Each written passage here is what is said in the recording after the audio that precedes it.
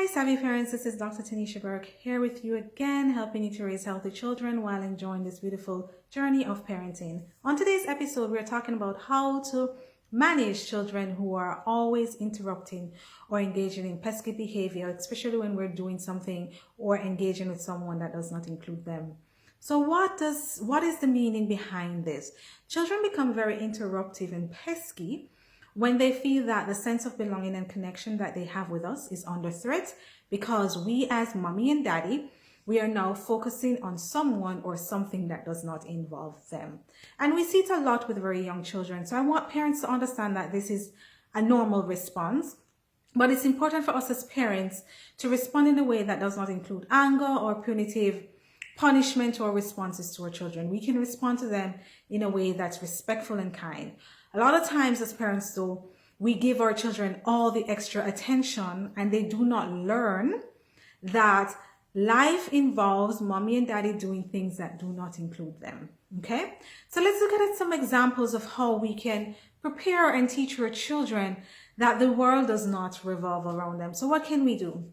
Let's look at young children, for example. So children in early childhood, say age 2 to 5, 6, say you're on the phone, and every time you go on the phone, that is the time that your children want to have a conversation or engage in some way with you. What you can do when you see them interrupting, you say, for example, I'm on the phone right now. Do you want to play with your toy, or do you want to draw while I finish this conversation? You can sit beside me right here while I do this thing. So you're showing that you acknowledge that they want your attention, but being firm that you're doing things that does not include them. So you're being respectful with that. As it relates to older children, so children 6 and above, if they're constantly interrupting you when you have a phone conversation, when you have friends around and all of that, it's important for you as a parent to say, I see that you want to engage or have a conversation with me right now. Unfortunately, I'm doing X activity, or I'm talking to our guest right now. What ideas do you think you can come up with to entertain yourself for the next 30 minutes, for the next hour, however long you're going to engage in with this particular person or in this particular activity? So you let them know, I understand, validating feelings. I understand you want to interact with me right now. However, I have a guest here. What ideas, what solutions do you think you can come up with to entertain yourself? So get them to think with the upstairs brain. Also, parents, look at your interaction time with your children. A lot of us work very long hours. And so the minute our children get some kind of physical connection with us is when they just want to engulf it and want more and more of it. So if you're not spending enough time with your children, it therefore means you have to create special moments. So it could be, say, for example, every Friday, or let's say every Saturday morning, you go to the bakery together and you sit and you have maybe bread or some other pastry together and chat.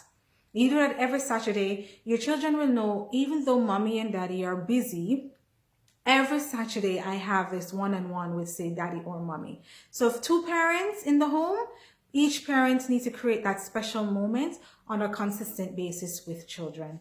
So those are my 3 tips. For young children, you can say, hey, I'm doing this activity. I'm engaging with my friend.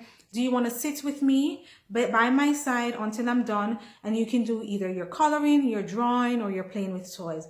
With younger children, with older children, you can say ask them to think more critically. What solutions can you come up with to entertain yourself? Because I'm going to finish this conversation, or I'm going to finish this task. Evaluate the amount of time you also spend with your children. Maybe you're not doing enough of it. And one bonus tip is that I always encourage families to have family meeting. So you can say to your children, you seem to want to always be spending a lot of time with me. Do you want to put that on the agenda so we can discuss it in details in the family meeting? Because the child might be struggling with something that's going on. So there might be a shift in the home routine, or something that's making the child feeling anxious and nervous and wanting to spend more time with you. So if you have a family meeting, say, let's add it to the agenda and talk about it some more. Let's brainstorm what you can do by yourself when I'm doing a particular task or I'm interacting with others that do not include you. So parents, I hope you enjoy these tips. Yes, the more you engage with your children when they're interrupting you, the more interruptive they will become. So it's important to nip it in the bud and set boundaries with your children. When you're doing things that does not involve them, they need to understand that's normal.